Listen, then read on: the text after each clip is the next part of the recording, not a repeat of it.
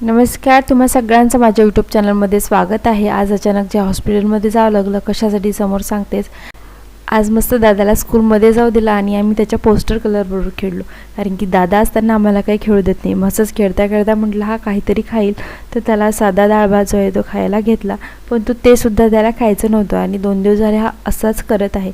तर याचंच कारण काय असेल हेच बघण्यासाठी आज आम्ही त्याला हॉस्पिटलमध्ये घेऊन जाणार होतो, कारण की छोट्या मुलांची चिडचिड म्हटलं की त्यांच्यासोबत आपल्या सगळ्यांची चिडचिड येऊन जाते।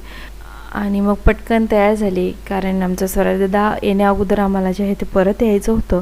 त्यानंतर मग त्याला घेऊन हॉस्पिटलला गेलो आणि हॉस्पिटलमध्ये गेल्यानंतर हा मस्त खेळत होता आणि डॉक्टर बोलले याला काहीच झालेलं नाही आहे।